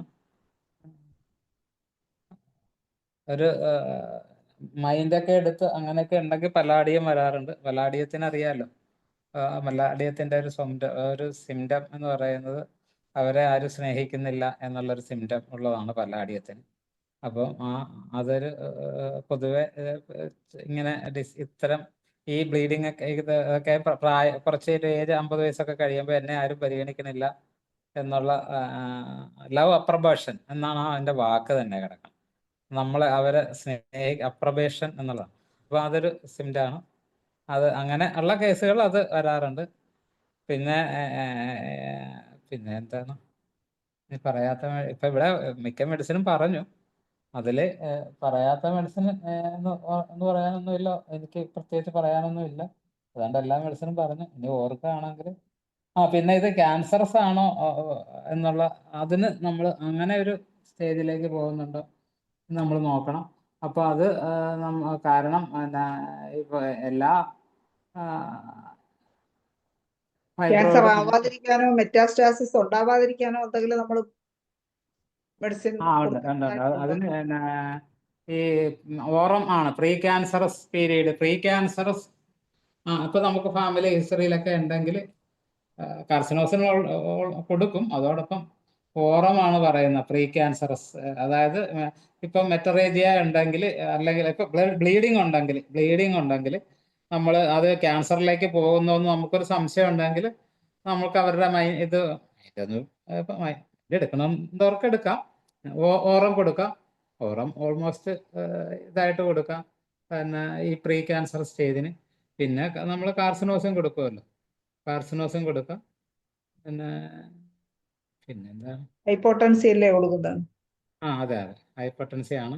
ഹൈപ്പർടെൻസി ആണ് ബാക്ടീരിയ കാർബ് ഒരു മെഡിസിൻ ആണ്. ഇത് പ്രിവെന്റ് ചെയ്യാനായിട്ടുള്ള ഒരുപാട് ഗുണം കിട്ടിയിട്ടുണ്ട്. കാർക്കേറിയ കാർബ് ഹൈപ്പോട്ടൻസി അല്ലേ? ഞാൻ കൊടുക്കുന്നത് ചിലര് 30 പറയുന്നത് പലരും. പക്ഷേ ഞാൻ കൊടുക്കുന്നത് 0/3 കണ്ടിന്യൂസ് ആയിട്ട് കൊടുക്കും. കുറച്ച് നാളത്തെ ഇടയ്ക്കിടയ്ക്ക് കൊടുത്തോണ്ടിരിക്കും. കോണിയം സാറ് പറഞ്ഞതാണ്. പിന്നെ അതുകൊണ്ടാണ് ഞാനത് പറയാൻ. കോണിയം പ്രധാനപ്പെട്ട ഒരു മെഡിസിൻ ആണ്. ഒന്നുകൂടെ പറഞ്ഞുകൊണ്ട് കുഴപ്പമൊന്നുമില്ല, എല്ലാവർക്കും തറവാകട്ടെ. ഞാൻ അതിനിടയ്ക്ക് വേണമെങ്കിൽ ഒരു കേസ് പറയാം, ദേവന്റെ കഴിഞ്ഞെങ്കിൽ. എനിക്ക് എപ്പോ പറഞ്ഞാൽ അപ്പൊ തീർത്തു. പോളിക്കുലിനം പ്രിവെന്റ് ചെയ്യാൻ ഒരു ബെസ്റ്റ് മെഡിസിൻ ആണ് മലാൻഡ്രിനം. പൊതുവെ ക്യാൻസർ, എല്ലാ ക്യാൻസർ, ഏത് ക്യാൻസറും പ്രിവെന്റ് ചെയ്യാം.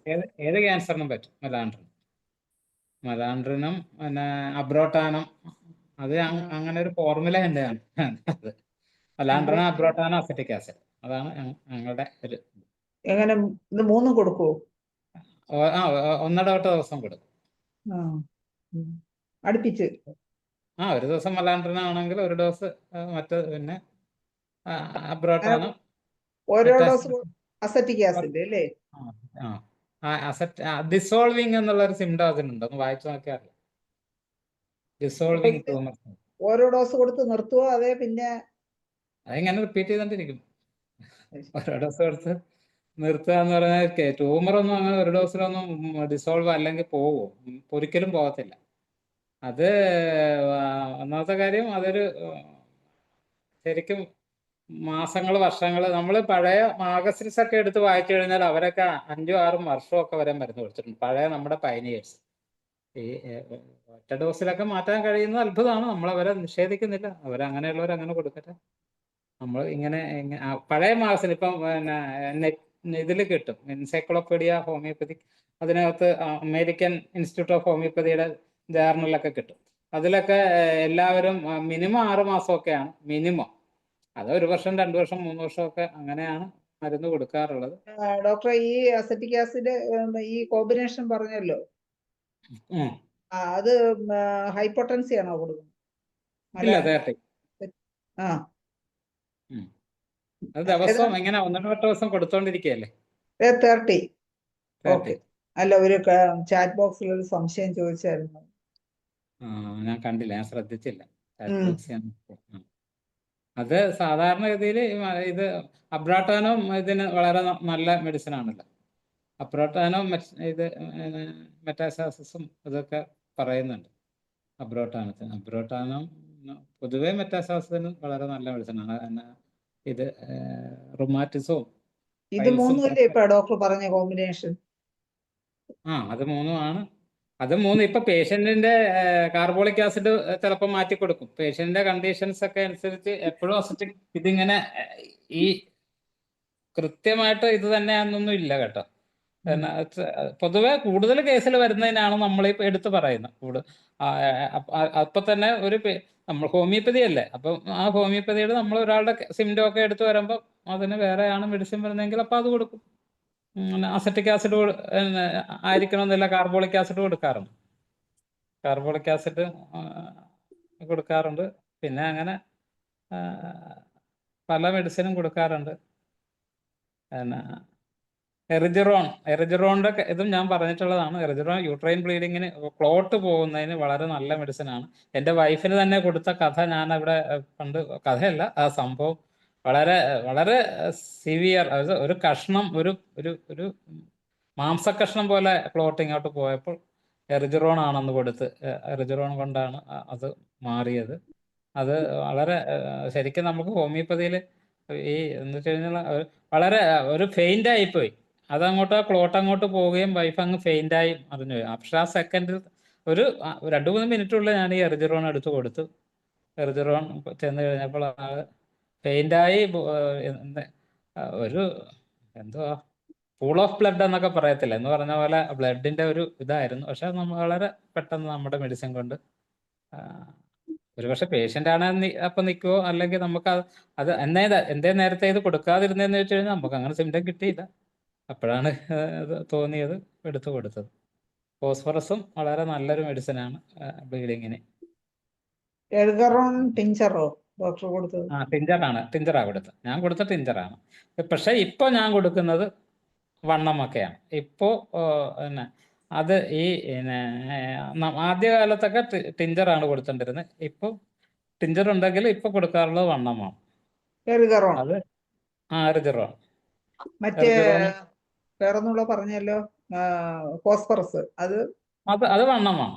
ഫോസ്ഫറസ് വണ്ണമാണ്. അത് ഫോസ്ഫറസ് വണ്ണം എന്ന് പറയുന്നത് നമ്മുടെ സുധാകരൻ സാറ്, മരിച്ചുപോയ CM മറ്റേ കാസർഗോഡ് സുധാകരൻ സാറ് പറയുന്ന അങ്ങേര് പറയുന്നത് സ്പെസിഫിക് ആണെന്നാണ്. പക്ഷെ അങ്ങേര് പല കേസുകളിലും ഫോസ്ഫറസ് ഒരു ഡോസ് കൊടുത്തു കഴിഞ്ഞാൽ ഒരുമാതിരിപ്പെട്ട ബ്ലീഡിംഗ് ഒക്കെ, അങ്ങനെ എനിക്ക് അറിയാൻ പറ്റത്തില്ല. എന്നാലും അത് നമ്മളെല്ലാവരുടെയും കേൾക്കണമല്ലോ. അപ്പൊ അദ്ദേഹം പറയാറുള്ളത് ഫോസ്ഫറസ് വണ്ണം ഒരു ഡോസ് കൊടുത്ത് കഴിഞ്ഞാൽ പിന്നെ ഇടയ്ക്ക് ഇതും കൂടെ കഴിഞ്ഞാൽ സാധാരണയുള്ള എല്ലാ ബ്ലീഡിങ്ങും സിംറ്റം ഒന്നും നോക്കണ്ട എന്നാണ് അദ്ദേഹം പറയുന്നത്. അത്രയും ഞാൻ പറയുന്നില്ലെങ്കിലും ഫോസ്ഫറസ് ഓൾമോസ്റ്റ് നല്ല വണ്ണം തന്നെയാണ് കൊടുക്കുന്നത്. ട്രില്ലിയം വണ്ണമാണ് കൊടുക്കുന്നത്, അമാമിലിസ് വണ്ണമാണ് കൊടുക്കുന്നത്, മില്ലിഫോളിയം വണ്ണമാണ് കൊടുക്കുന്നത്. പിന്നെ സബാൽസർ, ഇത് സബാലല്ല, നോ പതോളജി ഇല്ലാതെ വരുന്നുണ്ടല്ലോ നമുക്ക്, അമിനോറിയാവുന്ന ഒക്കെ പെട്ടെന്ന് ഓർമ്മ വരുന്നത്. അതെന്തെങ്കിലും ആകട്ടെ. അപ്പം അതൊക്കെ പെട്ടെന്ന് ഒരു ആക്ഷൻ കിട്ടാൻ വേണ്ടിയാണോ ഇപ്പൊ വണ്ണമിലേക്ക് മാറിയത്? അതെ, അത് റിസൾട്ട് നമ്മൾ ഓരോന്നും നോക്കുമല്ലോ. നോക്കി വന്നപ്പോൾ പിന്നെ വണ്ണമാണ് ആക്ഷൻ. അങ്ങനെയാണ് നമ്മൾ ടിഞ്ചറിൽ നിന്ന് പണ്ട് അങ്ങനെ പതോളജിക്കൽ പ്രിസ്ക്രിപ്ഷൻ ഡോസ് വേണ്ടത് ടിഞ്ചറാണ് കൊടുക്കേണ്ടത് എന്നുള്ള രീതിക്കാണ് നമ്മൾ പഠിച്ചു വെച്ചിരുന്നത്. ഇപ്പൊ അനുഭവത്തിൽ നിന്ന് പിന്നെ പല ഡോക്ടർമാർ ഈ വണ്ണമൊക്കെ ഇത് പലരും കൊടുക്കുന്നുണ്ട് എന്ന് പറഞ്ഞപ്പോൾ മാത്രമല്ല, കൊടുത്തിട്ട് നമുക്ക് അഗ്രവേഷനൊന്നുമില്ല, അങ്ങനെയുള്ള ഒരു പ്രശ്നവും കണ്ടിട്ടില്ല ഇതുവരെ. റിസൾട്ട് കിട്ടുന്നുണ്ട്. അത് ഡോക്ടറെ ഓരോ കൊല്ലത്തെ എക്സ്പീരിയൻസ് ഓരോ കൊല്ലം കഴിയുന്നോറും മാറും. ഓരോ കൊല്ലം കഴിയുന്നോറും 37 കൊല്ലത്തിൽ പറഞ്ഞല്ലേ ഇപ്പൊ പറയുന്നത്. പനിക്ക് പോലും ആദ്യകാലത്ത് പനിക്ക് ഉപയോഗിക്കണമായിരുന്നല്ലേ ഇപ്പൊ ഉപയോഗിക്കുന്നത്, മാറിക്കൊണ്ടിരിക്കും. അതിലുപരി ഇപ്പൊ ഒരു ക്യാൻസർ കേസ് വന്നു കഴിഞ്ഞാൽ RCCക്കാര് വിളിച്ചിട്ട് ആദ്യം ബ്രസ്റ്റ് ക്യാൻസർ റിമൂവിന് 3 മാസം ഒരിക്കൽ ചെക്കപ്പ് ചെയ്യും. 1 കൊല്ലാകുമ്പോൾ പിന്നെ 6 മാസം ഒരിക്കൽ ചെക്കപ്പ്, പിന്നെ 1 കൊല്ലത്തെ ചെക്കപ്പ്. എന്തിനാണ് ഇവർ ഇത്രയും ചെക്കപ്പ് ചെയ്യുന്നത്? വീണ്ടും വരുമെന്ന് പേടിയുള്ളതുകൊണ്ടാണ്. 17 കൊല്ലം ചെക്കപ്പ് ചെയ്തിട്ട് വീണ്ടും വന്ന കേസ് എനിക്കറിയാം. 17 കൊല്ലം. അപ്പൊ പിന്നെ നമ്മളും ചെക്കപ്പ് ചെയ്യേണ്ടി വരുമല്ലോ. ഡോക്ടർ പറഞ്ഞ പോലെ നമ്മളെ കൊടുക്കുന്നു, അത് കറക്റ്റ് ചെയ്യുന്നു. ഈ 17 കൊല്ലത്തിന് മുമ്പേ, ഒരു 15 കൊല്ലത്തിന് മുമ്പേ ഞാൻ പറഞ്ഞു ഇത്തിരി ഹോമിയോ മെഡിസിൻ എടുക്കാൻ പറഞ്ഞപ്പോ കേട്ടില്ല. 17 കൊല്ലം കഴിഞ്ഞപ്പോ ലങ് ക്യാൻസർ ആയിട്ട് തിരിച്ചു വന്നിരിക്കുന്നത്. എന്ത് ചെയ്യാൻ പറ്റും? ഒന്നും ചെയ്യാൻ പറ്റില്ല, സ്പ്രെഡ് ആയി പോയി. അന്നേ ചെയ്തിരുന്നെങ്കിൽ അറസ്റ്റ് ആവുമായിരുന്നു. പക്ഷെ ഇത് ആരെടുത്ത് പറയാൻ? Okay, Anilkumar doctor. അതുപോലെയാണ് യൂട്രൈൻ ബ്ലീഡിങ്. അതുപോലെ എനിക്കൊരു എക്സ്പീരിയൻസ് എന്ന് പറയുന്നത് ഈ ഫ്രാക്സിനസ് അമേരിക്കാന സ്ഥിരമായിട്ട് കൊടുക്കരുത്, ബ്ലീഡിങ് കൂടും. അതെനിക്ക് ഫ്രാക്സിനസ് ഞാൻ അമേരിക്കാന റിപ്പീറ്റഡ് കൊടുത്തു കഴിഞ്ഞാൽ ബ്ലീഡിങ് കൂടുന്നതാണ് എന്റെ ഒരു അനുഭവം. ഡോക്ടറെ അനുഭവം എനിക്ക് അറിയില്ല. ഇല്ല, ഞാൻ സ്ഥിരമായിട്ട് ഈ പറഞ്ഞ പോലെ കൊടുക്കാറില്ല. നമ്മള് അടുത്ത സ്ഥിരമായിട്ട് കൊടുത്തു കഴിഞ്ഞാൽ സിംറ്റത്തിലേക്ക് ബ്ലീഡിങ് പോകും. കൂടും. ഓരോ പ്രാവശ്യം വരുന്ന ബ്ലീഡിങ് ഭയങ്കര ഹെവി ബ്ലീഡിങ് ആയിരിക്കും. അത് എല്ലാവരും ശ്രദ്ധിക്കാം. അങ്ങനെയുണ്ടോ? എന്റെ ഒരു അനുഭവമാണ്. ട്രൈ ചെയ്യുമ്പോൾ അനുഭവം കിട്ടുകയാണെങ്കിൽ നിർത്തിക്കൊള്ളുക. ഓക്കെ. അപ്പോഴേ ഇനി ദേവൻ ഡോക്ടർക്ക് അത്യാവശ്യം പറയാനുള്ള കാര്യങ്ങളൊക്കെ പറഞ്ഞില്ലേ? പറഞ്ഞു എല്ലാം പറഞ്ഞു. എല്ലാം അല്ലത് എനിക്കറിയാം, ഓർമ്മയെന്നൊക്കെ പറഞ്ഞു. ഓക്കെ. അപ്പോൾ ഇനി നമുക്ക് ശ്രീധരക്കുറുപ്പ് സാറിന് ഒരു കേസ് പറയാനുണ്ടെന്ന് പറഞ്ഞായിരുന്നു. ശ്രീധരക്കുറുപ്പ് സാറേ, നമുക്ക് കേസിലോട്ട് പോവാം. 25 വർഷം മുമ്പ് ഒരു സ്ത്രീ എൻ്റെ അടുത്ത് വന്നു. അവര് കോട്ടയം മെഡിക്കൽ കോളേജ്, പൈസ ഇല്ലാഞ്ഞുകൊണ്ടാണ് എൻ്റെ അടുത്ത് വന്നത് കേട്ടോ. ഗവൺമെൻറ് ആയതുകൊണ്ട് അവിടെ പോകാൻ പൈസ ഇല്ലാഞ്ഞുകൊണ്ടാണ് വന്നത്. അപ്പോൾ അവിടെ ചെന്ന് കഴിഞ്ഞിട്ട് അവർ പറഞ്ഞു ഓപ്പറേഷൻ ചെയ്യണമെന്ന് പറഞ്ഞു, ഹിസ്റ്റക്ടമി ചെയ്യണമെന്ന് പറഞ്ഞു. ഫൈബ്രോയിഡാണ്. അന്നേരം വയറ് നല്ലോണം ഈ തള്ളിയിട്ടുണ്ട്, ലോവർ അബ്ഡമനിലോട്ട് ഇതുണ്ട്. കേസ് മുഴുവൻ എടുത്തു കഴിഞ്ഞപ്പം ടോട്ടാലിറ്റി ഓഫ് സിംറ്റം വന്ന് കോൺസ്റ്റിറ്റ്യൂഷൻ വന്നത് സെപ്റ്റിയ കൊടുത്തു. അതിൻ്റെ കൂട്ടത്തിൽ അക്യൂട്ട് കേസിൽ കുറേ ദിവസത്തിന് ഇത് പ്രാക്സിമസ് അമേരിക്കാനിസ് കുറേ ദിവസം ഒത്തിരി കൊടുത്തില്ല. അത് കഴിഞ്ഞ് ഇപ്പോഴും അവരെന്നെ ഇടയ്ക്കിടയ്ക്ക് വിളിക്കും. അവരുടെ മകനൊരു ഓട്ടിസം ഉണ്ട്.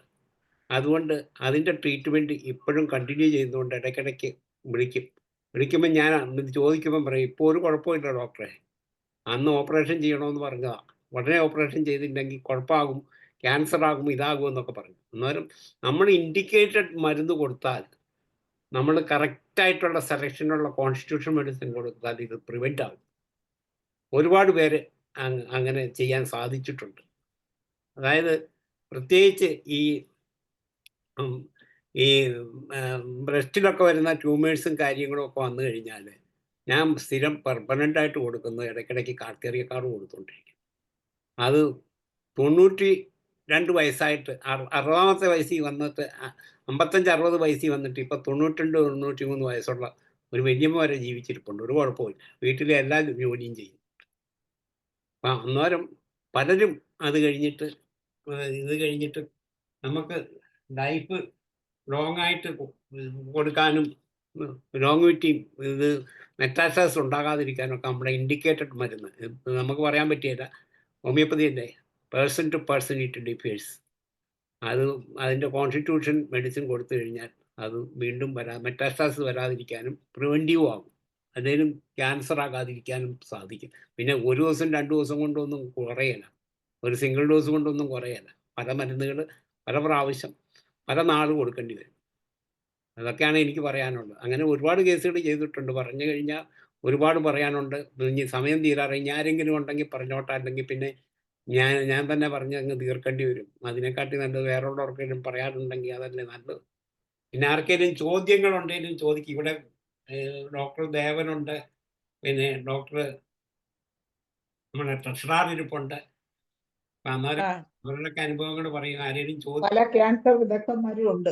അതെ, ഉണ്ട്. പല ക്യാൻസർ വിദഗ്ധന്മാരും ഇവിടെ ഇരിക്കുകയാണ്. അന്നേരം അവരോടൊക്കെ എന്തെങ്കിലും ചോദിക്കണമെങ്കിൽ ആർക്കെങ്കിലും ചോദിക്കാം. ഇതൊക്കെയല്ലേ വേദി. പണ്ടൊക്കെ എന്ത് കൊതിച്ചിട്ടുണ്ടെന്നറിയാം. ഞാനൊക്കെ പഠിച്ചിറങ്ങിയ കാലത്തിൽ, അതായത് ഒരു 50 വർഷം മുമ്പ്, ആരോടും അറിയാമെങ്കിൽ ആരെങ്കിലും 1-2 പേരൊക്കെ അറിയാവുന്ന അവരാരോടും ഒന്നും പറഞ്ഞു തരികയില്ല. വലിയ സീക്രട്ടാണ്. അത് പിന്നീട് ആലോചിക്കാം, പിന്നീട് നോക്കാമെന്നൊക്കെ പറയും. അത് വലിയ കാര്യം അങ്ങനെയൊന്നുമില്ല. ആരോട് വേണേലും ചോദിച്ചാൽ അവർക്ക് അറിയാവുന്നതാണെ പറഞ്ഞു തരും. അങ്ങനെ ഒരു കാലഘട്ടത്തിലോട്ട് IFH വന്നുകൊണ്ട് അങ്ങനെ ഒരു ഗുണം. തീർച്ചയായിട്ടും വലിയൊരു ഗുണമാണ്. കാരണം എന്ന് വെച്ചാൽ ഇപ്പൊ ഇന്ന് തന്നെ ഇപ്പൊ കുറുപ്പ് സാറും ദേവൻ ഡോക്ടറും മനോജ് ഡോക്ടറും ഒത്തിരി പേര് ഒരുപാട് കാര്യങ്ങളും മെഡിസിനും എല്ലാം മെറ്റാസ്റ്റാസിസ് ആവാതിരിക്കാനും ഉണ്ടാവാതിരിക്കാനും ഒക്കെ ഉള്ള എത്രയോ മരുന്നുകളും കാര്യങ്ങളും ആണ് ഇന്നിപ്പോ ഇവിടെ വിളമ്പിയത്. ഇതെല്ലാം എല്ലാവർക്കും ഈ അറിവുകൾ കിട്ടിക്കൊണ്ടിരിക്കുകയില്ലേ. അപ്പൊ തീർച്ചയായിട്ടും ഒരു ഫൈബ്രോയിഡ് കേസ് വളരെ ടെൻഷൻ ഇല്ലാതെ ചികിത്സിക്കാനുള്ള ആ ഒരു കപ്പാസിറ്റി എല്ലാവർക്കും കൂടിക്കൊണ്ട് വരും എന്ന് തന്നെയാണ് പ്രതീക്ഷ.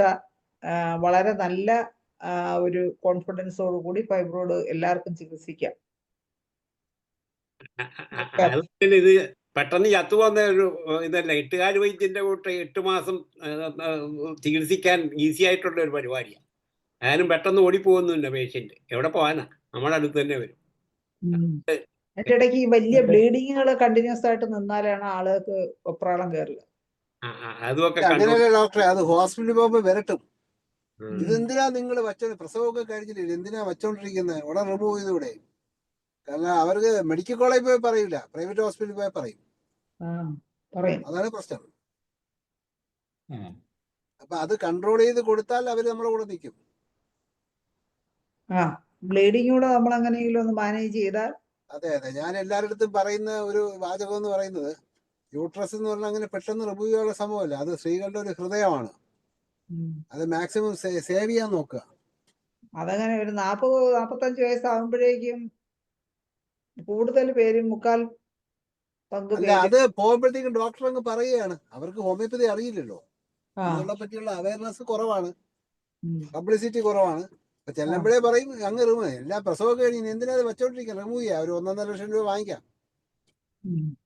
ആരെയും ക്രിട്ടിസൈസ് ചെയ്യുന്നില്ല, അതൊരു ഡെയിലി റുട്ടീൻ. പിന്നെ ഇൻഷുറൻസ് കാർഡ് ഉണ്ടോ എന്ന് ചോദിക്കും.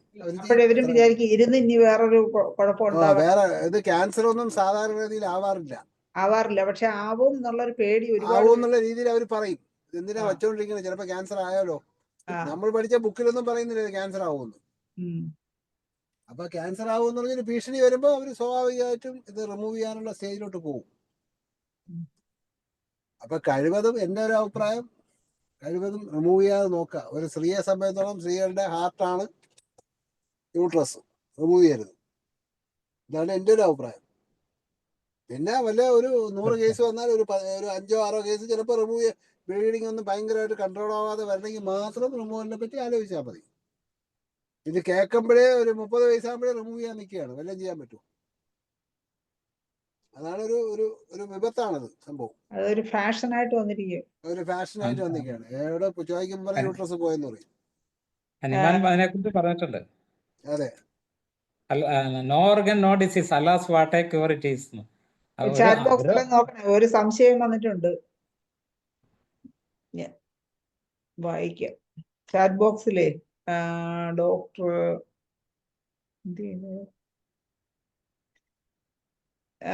ഒന്ന് ചോദിക്കുവോ? ശോഭന രാമവർമ്മ ഡോക്ടറെ ഒന്ന് ചോദിക്കാമോ? ആ ചാറ്റ് ബോക്സിൽ എഴുതിയ സംശയം.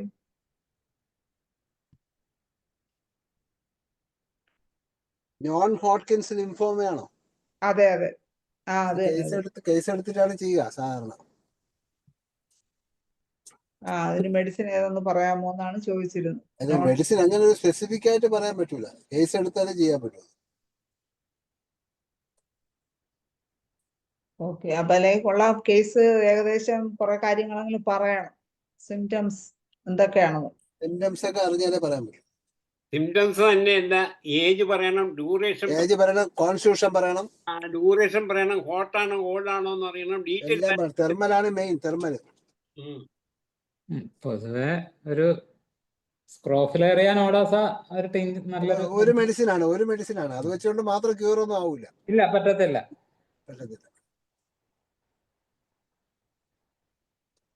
സ്ക്രോഫിലേറിയ ഏത് പൊട്ടൻസിയ ഡോക്ടറെ കൊടുക്കാം?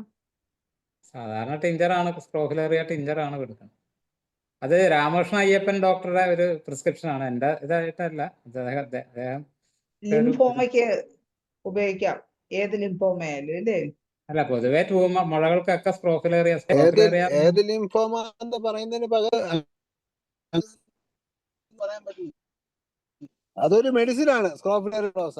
അതെ.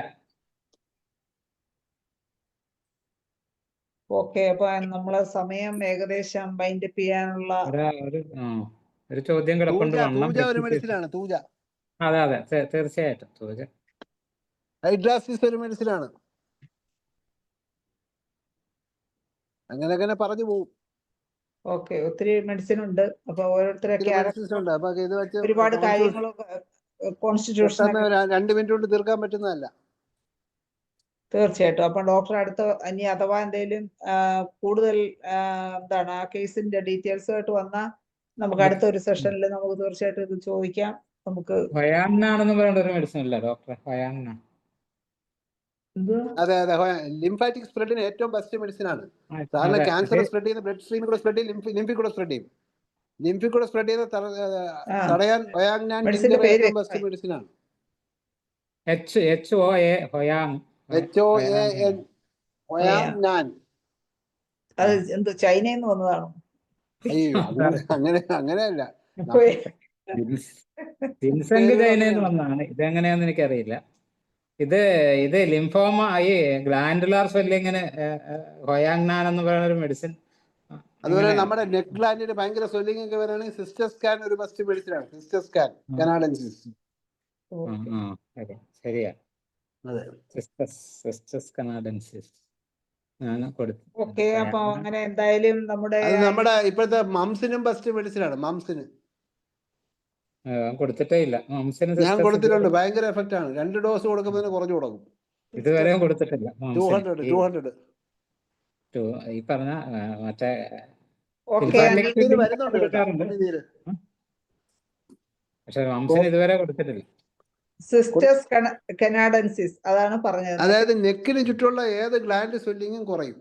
പിന്നെ അതിന് തൊട്ട് മുമ്പ് പറഞ്ഞ മെഡിസിൻ ആയിരിക്കും ആ ഹൊയാങ്. അതൊന്നുകൂടെ ഹൊയാങ്നാൻ ഹൊയാങ്നാൻ.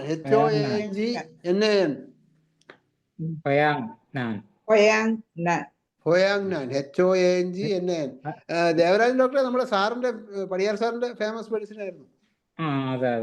സാറ് സ്ഥിരം ഉപയോഗിച്ചിരുന്നതാണ്. അനിൽകുമാർ ഡോക്ടറെ, നമ്മുടെ സമയം വൈൻഡപ്പ് ചെയ്യാൻ ഡോക്ടറെ. അപ്പോ നമുക്ക് ഇന്നത്തെ 1660 ദിവസത്തെ യൂട്രൈൻ ഫൈബ്രോയിഡും ഹോമിയോപ്പതി ചികിത്സയും എന്നുള്ള വിഷയത്തിലുള്ള ചർച്ച വളരെ ഗംഭീരമായി അവസാനിപ്പിക്കാൻ സമയമായി. ഗംഭീരമായിരുന്നു. ആ ഒരു ചർച്ച വൻ വിജയമാക്കി തീർത്ത ശ്രീധരക്കുറുപ്പ് സാറിനും ഡോക്ടർ ദേവനും ഡോക്ടർ മനോജിനും ഡോക്ടർ അനിൽകുമാർ ഡോക്ടർക്കും എല്ലാവർക്കും പ്രത്യേകം നന്ദി അറിയിക്കുന്നു. ഇന്നത്തെ സെഷൻ ഇവിടെ അവസാനിപ്പിക്കുന്നു. എല്ലാവർക്കും നന്ദി, നമസ്കാരം, ശുഭരാത്രി.